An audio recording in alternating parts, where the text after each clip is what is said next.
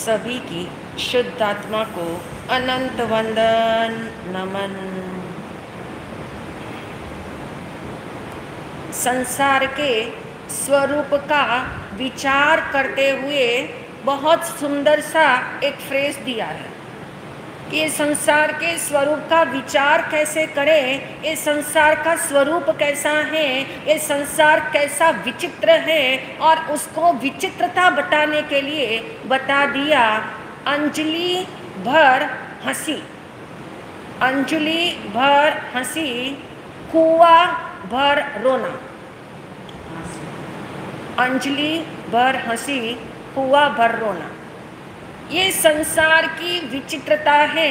यहाँ पर हर चीज दो में अवेलेबल है। कौन सा दो है?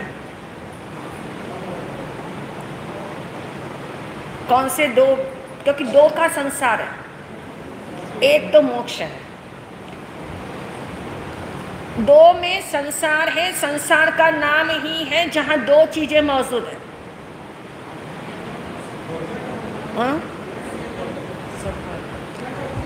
जड़ और चेतन और सुख और दुख। यानी संसार की विचित्रता समझने के लिए ये सुंदर सा वाक्य जो है कि संसार कितना विचित्र है, ये संसार की विचित्रता समझ में आ जाए तो संसार से पीठ हो जाए, संसार से विमुखता हो जाए, दृष्टि वहाँ से हट करके कहाँ बंध जाए? अपने में दृष्टि डालने के लिए ये बताया गया कि संसार ऐसा है, संसार से मिलने वाले सुख ऐसे हैं जो अंजलि भर हंसी देते हैं और कुआं भर रोना देते हैं। क्योंकि हंसना और रोना दोनों कहाँ पे चलता है? संसार में चलता है। मोक्ष में तो ना हंसना है ना ही रोना है। क्यों? क्योंकि वहाँ पे जो है कर्म का चक्र नहीं है। जहाँ कर्म का चक्र नहीं है वहाँ हंसना रोना नहीं होता। तो ये संसार जिसमें जन्म लिया है, ये संसार स्वयं ऐसा है जहाँ मात्र आपको हंसी मिलती है, खुशी मिलती है, सुख मिलता है। सुख और सुख भी मिलता है तो कितना मिलता है? अंजलि भर। अब अंजलि को शायद समझते हैं सभी। अंजलि यानी पानी। क्यों? पानी में से, अंजलि में से क्या होना शुरू हो जाता है? आपको लगता है मैंने तो अभी अंजलि भर पानी लिया है हाथ में, लेकिन धीमे धीमे एक एक ड्रॉप करते करते पानी क्या हो रहा है? सरकता जा रहा है, पानी गिरता जा रहा है। तो अंजलि भर हंसी और कुआं भर रोना। क्या बता दिया? रोना कितना है? कुएं की तो माप अब जानते गहराई होती है। जिस कुएं की गहराई होती है और कुएं में जितना पानी है उतना रोना पड़ेगा। कहने का अभिप्राय कि जिस संसार के सो कॉल्ड सुख के पीछे हम दौड़ रहे हैं, हम भाग रहे हैं, 24 घंटे सतत उसी की मशीन चलाते हैं, उसी की मशक्कत करते हैं, लेकिन ये समझ में अच्छे से पहले आ जाना चाहिए ये सारी मेरी मशक्कत क्या होने वाली है? हाँ, क्या सिद्ध होगी?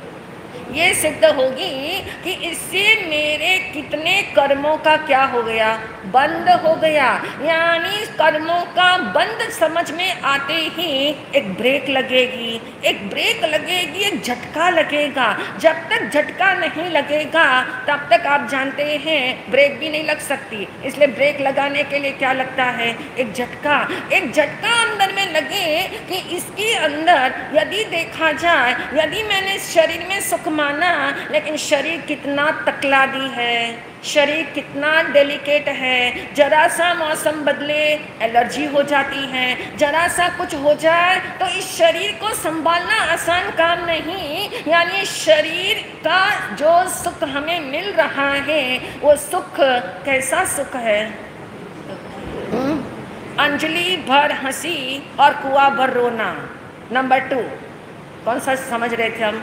धन संपत्ति का सुख। धन संपत्ति का जो सुख मिलता है वो भी ऐसा ही है, चाहे चकाचौंध हमें दिखती हो, हमारी आंखों को लुभाती हो, लेकिन ज्ञानियों ने कहा ये चकाचौंध भी जो है कुआं भर रोने जैसा है, क्योंकि आगे जाकर के ये कुआं, क्योंकि एक जैसा समय रहता नहीं, हर समय चल रहा है चक्र, और चक्र पलटता है, सीन बदल जाते हैं, इमोशंस बदल जाते हैं, वैल्यू बदल जाती है। तो कहने का अभिप्राय कि धन संपत्ति भी सुख नहीं देती। नंबर 3 पे हमने समझा था वस्तुएं, ये वस्तुएं भी क्या नहीं देती है, सुख नहीं देती। सुख का साधन मान करके आपने इसको ग्रहण किया, आपने इसको खरीदा, आपने संभाला ही नहीं, आपने बटोर बटोर करके रखा, संग्रह भी किया, लेकिन किसके वास्ते किया कि काम आएगा, सुख देगा। लेकिन मालूम हुआ कि समय पे इसने भी मुझे सुख नहीं दिया। नंबर 4 का डिसीजन क्या था, बहुत मुश्किल ये वाला डिसीजन। नंबर 4 का डिसीजन था संबंध। जिन संबंधों में हम बंधे हुए हैं, चाहे वो संबंध कैसे भी क्यों ना हो, कैसे का मतलब अच्छे वाले संबंध हो या बुरे वाले संबंध हो।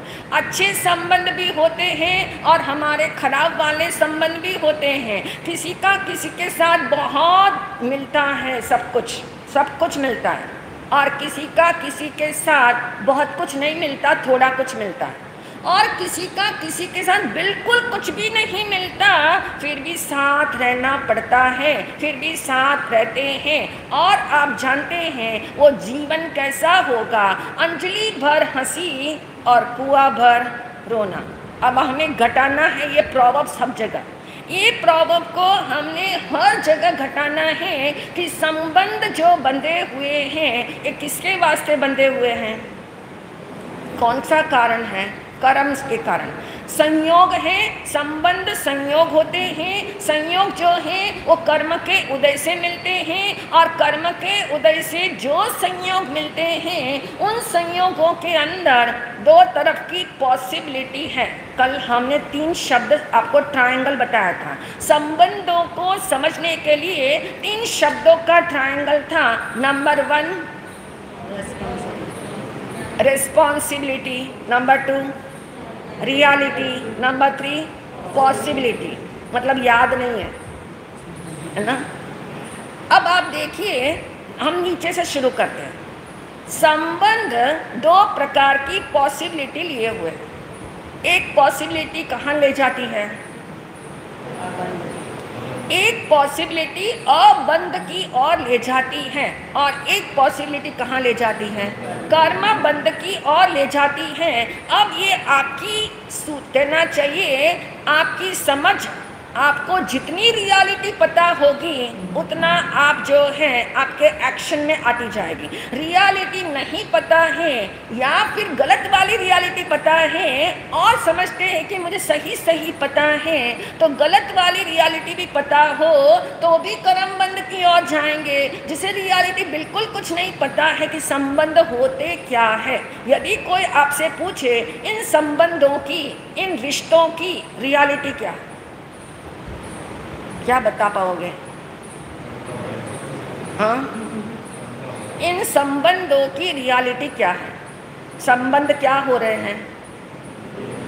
संबंध पलट रहे हैं, हमें लगता नहीं है, क्योंकि हमें लगता है एक जैसा तो सब कुछ चल रहा है, सब कुछ बदल रहा है, क्योंकि सृष्टि के अंदर हर चीज यहाँ पे क्या हो रही है, सतत परिवर्तन में आ रही है, सतत बदल रही है। हमें लगता है पहले जैसा ही तो सब कुछ चल रहा है, लेकिन सब कुछ बदल रहा है। ये बात और है, हमारी आंखें और हमारा मन जो है वो स्थूल बातों को इतना ग्रहण करने में लगा हुआ है कि सूक्ष्म बातें समझ में नहीं आती। और इसलिए ज्ञानियों ने कहा कि संबंधों की रियलिटी ये है कि संबंध हमेशा याद रखना बदलने के लिए होते हैं, ये पलटने के लिए होते हैं। कोई संबंध कायम नहीं होता, इस शरीर के साथ भी संबंध कायम नहीं है। तो इस संबंध, इस शरीर से जो जो जन्मे हैं उनके साथ संबंध क्या रहने वाले हैं, कायम रहने वाले नहीं। जब मेरा इस जन्म का जो शरीर मिला हुआ है उससे मेरा संबंध कायम नहीं है, एक झटका ऐसा मिले और हमें समझ में रियलिटी आ जाती है कि शरीर मेरा कभी नहीं हो सकता। ऐसे ही अनेक झटके हमें लोगों से मिलते हैं और हमें मालूम होता है कि कोई इस दुनिया में क्या नहीं है, कोई दुनिया में कायम नहीं है, वो तो ठीक, लेकिन मेरा संबंध उन लोगों से भी कायम नहीं है। कायम मान के हम चलते हैं, इसीलिए हमें क्या लगता है, धक्का लगता है। कायम मान के हम बैठे हुए हैं, हमारी बिलीफ सिस्टम में है कि ये तो कायम है, लेकिन यहाँ कुछ भी कभी भी कायम नहीं होता। तो नंबर 2 रियलिटी कहती है यहाँ सब कुछ पलटने वाला है। नंबर 3 क्या था शब्द, रिस्पॉन्सिबिलिटी।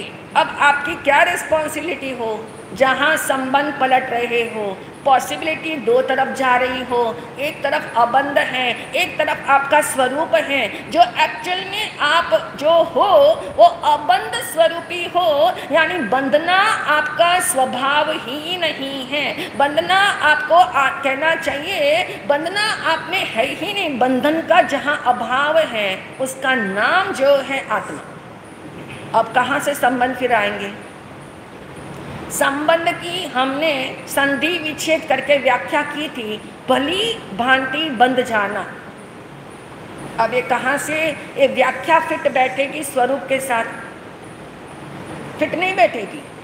स्वरूप कहता है मैं अबंध स्वरूपी हूँ, और संबंध कहते हैं भली भांति बंध जाना, यानी दोनों फिट नहीं बैठ रहे। लेकिन स्वरूप तो त्रैकालिक है और संबंध क्या है, संबंध क्या है, वर्तमान। हाँ, वर्तमान की सिचुएशन है, अभी मैं कर्मों से बंधा हुआ हूँ, अभी कर्म बंधे हुए हैं, इस वजह से संबंधों में भी हम क्या है, सब बंधे हुए हैं। और इन संबंधों के अंदर जो रियलिटी समझने वाली है उसके लिए हमने 3 शब्दों का आधार लिया था, और वो शब्द जो हैं आपको याद ही होंगे। नंबर 1 अबंध, नंबर 2 लिया था संबंध, और नंबर 3 लिया था कर्मबंध। और दोनों पॉसिबिलिटी हैं, और उस दोनों पॉसिबिलिटी में से एक का चुनाव करना है। किसका चुनाव करोगे? अभी तक अबंध का चुनाव नहीं किया, इसलिए कर्मबंध होता रहा। अभी तक अबंध की संभावना को कभी समझा ही नहीं कि ये भी संभावना बनती है, क्योंकि मेरा स्वरूप ऐसा है, मैं अबंध स्वरूपी हूँ, मुझे जाना इस तरफ है, लेकिन मुझे पता नहीं है कैसे जाना। और उसके लिए हमने चौथा शब्द इंट्रोड्यूस करवाया था। वो कौन सा शब्द था? संबोध। संबंधों में संबोध जगाओ, संबंधों में संबोध जागा होगा तो आपके संबंध जो है वो कर्म बंध का कारण नहीं बनेंगे, वो आपको अबंध स्वरूप की ओर ले जाएंगे। यानी कैसे संभव है, ये कैसे संबोध हमारे भीतर जागे? ये संबोध जिनके भीतर जागा, जिनके भीतर में संबोध का सूर्य उदय हो गया, उनको उजाला मिल गया, वे चल पड़े, वे पहुंच गए। लेकिन अभी हम इस अवस्था में हैं कि हमें ये तो समझ में आ गया कि संसार जो है वो रियल नहीं है। लगता ऐसा है? ऐसा समझ में आता है, ऐसा अंदर में मानने में आता है, ऐसी अंदर में धारणा बनती है, ऐसी सोच बार बार आती है। ऐसी सोच तब आती है जब कोई घटना घटे। शायद आपने आपकी लाइफ में शायद सुना हो राजा भर्तृहरि, नाम तो सुना होगा। राजा भर्तृहरि हुए हैं जिस राजा की बहुत अनोखी विशेषताएं थी। उनके जीवन की ऐसी विशेषता थी कि उनको ज्ञान के लिए बड़ी रुचि थी, उनको ज्ञान के प्रति बड़ा सम्मान था। और कहते हैं उन्होंने अपने जीवन के अंदर जो कहते हैं बहुत ऐशो आराम से जीने वाला वो राजा भर्तृहरि, जिसका कहना चाहिए एक जीवन जीने का एक लक्ष्य था, एक जीवन जीने का एक रस जो था, उसका कारण था उसकी महारानी जो पिंगला थी, वो पिंगला उसके जीवन का रस था। अब रस जहाँ शब्द आए तो आपको रस के साथ 3 शब्द जोड़ने हैं। जिसमें जिसका रस होगा वहीं पर जो है सतत जो है आपकी एनर्जी का फ्लो कहाँ जाएगा, उसी की ओर जाएगा। नंबर 1 एनर्जी, नंबर 2 टाइम, समय कहाँ जाएगा, जिसमें रस है। जिसमें रस है वहीं पे हमारा जो है सब कुछ जाएगा। और नंबर 3 बता दिया फोकस, यानी आपकी सारी स्थिति मन की जो है उसी की ओर केंद्रित हो जाएगी। राजा भर्तृहरि की स्थिति ऐसी थी कि वो राजा जो थे रानी पिंगला से ऐसे मोहांत रूप से बंधे हुए थे, इतने मोह में अंधे बने हुए थे कि कहाँ दिन और कहाँ रात बीती है उन्हें कुछ बोध नहीं। और कहा जाता है, इतिहास कहता है, महारानी पिंगला के पीछे उन्होंने कहते हैं श्रृंगार शतक नाम के ग्रंथ की रचना की। महारानी पिंगला के सौंदर्य के पीछे उन्होंने श्रृंगार शतक नाम के 100 कहते हैं श्लोक की रचना की, यानी वो मोहांध का क्लाइमेक्स था। देखिए, किसी व्यक्ति के पीछे इतना इतना इतना अंधा हो जाना, इतनी अधिक उसमें अधिकता समझ लेना, अपने को गौण करके उसको इतना मुख्य कर दिया था कि उसके बारे में, उसके सौंदर्य के बारे में उन्होंने 100 श्लोक लिख लिए थे। आप सोच सकते हो कितनी क्लाइमेक्स का उनका अनुराग था। शब्द क्या है? अनुराग। अब इसको हम प्रेम कहेंगे, मोह कहेंगे, राग कहेंगे, क्या कहेंगे इसको?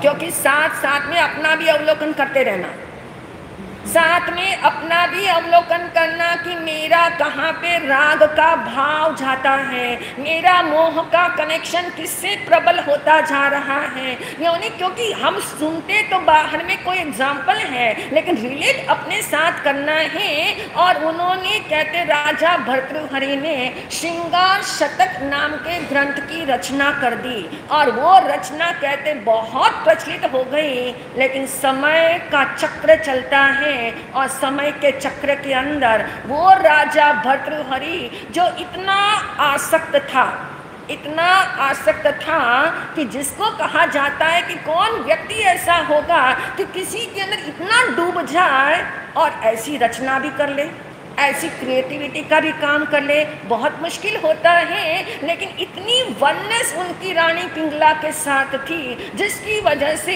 श्रृंगार शतक नाम का ग्रंथ बन गया। लेकिन उसी जीवन के अंदर, इसी जीवन के अंदर ऐसा झटका लगा, ऐसा 440 वोल्ट का झटका लगा कि वही राजा भर्तृहरि जो है वो ऋषि भर्तृहरि बन गए। वैराग्य शतक नाम का ग्रंथ लिखा, जिसने श्रृंगार शतक लिखा उस क्लाइमेक्स के ऊपर जाकर के मोह का ऐसा क्लाइमेक्स था कि उन्होंने श्रृंगार शतक लिखने के लिए मजबूर हो गए। और ऐसा झटका लगा, ऐसा अपनी जिंदगी में झटका लगा कि उनको जो है क्या लिखना पड़ा? वैराग्य शतक। लिखे बिना रह नहीं सके वो। वैराग्य शतक के 100 श्लोक लिख दिए, और ये बताता है 2 क्लाइमेक्स एक साथ, दोनों टोटली ऑपोजिट। एक तरफ मोह की अंधी दशा है और दूसरी तरफ ज्ञान का क्लाइमेक्स है, ज्ञान की दशा है। ये झटका ऐसा लगा, और ये झटका सबको लगे तो समझ में आता है कि संसार अंजलि भर हंसी और कुआं भर रोना कैसे है। ये झटका जब तक नहीं लगता तब तक हम सुन तो लेते हैं, फिर से वही करने में लग जाते हैं, फिर से वही रूटीन हमारी हो जाती है। कभी चिंतन नहीं करते, कभी मंथन नहीं करते। यदि चिंतन मंथन करने की भी आदत पड़ जाए तो धीमे धीमे संस्कार पलट जाते हैं। क्योंकि संबंधों का पानी तो पियो, क्योंकि जीवन मिला है, संबंध तो रहेंगे। संबंधों का त्याग नहीं करना। ऐसा उल्टा नहीं समझना है कि संबंधों का त्याग करना, संबंधों का त्याग नहीं करना यानी प्यासे व्यक्ति को पानी पीना है, लेकिन पानी पीने के लिए कुएं के अंदर डूब नहीं जाना है। समझ रहे हो? पानी पीने के लिए चाहिए, संबंधों का पानी पीने के लिए चाहिए, क्योंकि जीवन है तो पानी पीना पड़ेगा, लेकिन पानी पीने के लिए कुएं के अंदर उतरना और कुएं में डूब जाना ऐसा अनिवार्य नहीं है। अब आप बात समझ गए होंगे कि संबंधों में आसक्ति होना ये डूबना हो गया। संबंधों में अभिव्यक्ति होती है, लेकिन संबंधों में आसक्ति नहीं होती। जिन संबंधों में आसक्ति आ जाती है तो डूबना हो गया।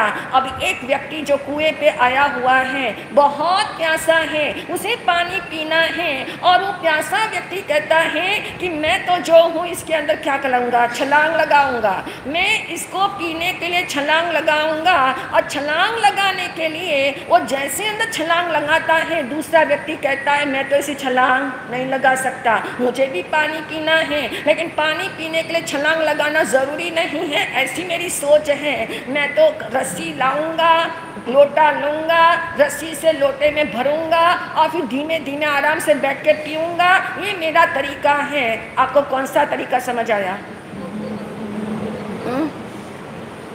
बस यही तरीका यदि जीवन जीना हो और ये समझ में आ जाए, यदि ऐसा समझ में आ जाए कि ये संबंध जो है हमें अबंध की ओर भी ले जा सकते हैं, लेकिन उस अवसर को हम खो देते हैं, उस अवसर को हम मिस कर जाते हैं। क्यों मिस कर जाते हैं? क्योंकि रियलिटी पता नहीं है, रियलिटी पता नहीं है और सोचते मेरे पे बहुत रिस्पॉन्सिबिलिटी है, संबंधों की बहुत रिस्पॉन्सिबिलिटी है, घर में नई बहू आई है तो उसे संभालना मेरी रिस्पॉन्सिबिलिटी है।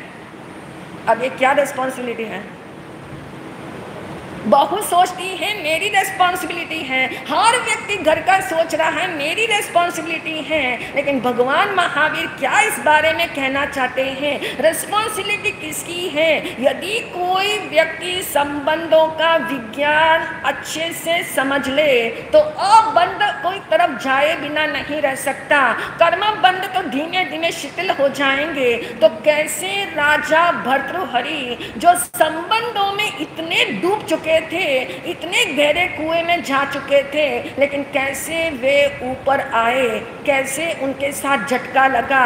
क्यों झटका लगना अनिवार्य लगता है हमें भी कि झटका लगे तो बात समझ में आए, झटका लगे तो बात सेट होती है। झटका जब तक नहीं लगा तब तक जो है हमारे अंदर भी नई नई कल्पनाएं होती है संबंधों को लेकर के। मेरा भी किसी के साथ संबंध बने, मैं अकेला ना रहूं, मेरा भी किसी का साथ हो, मुझे भी कोई जीवन जीने के लिए साथ चाहिए। इस सारे साथ की जो अपेक्षाएं हैं और साथ मिलने के बाद वो अपेक्षाएं कहाँ तक आपको साकार होती हुई दिखती हैं, उन सबका आप कैलकुलेशन करोगे तो निश्चित है हमें एकदम बात समझ में आ जाएगी कि जो भगवान ने कही है अंजलि भर हंसी कुआं भर रोना, इस बात को हम आगे समझेंगे। ओम शांति। आज का सामूहिक तप है विनय तप।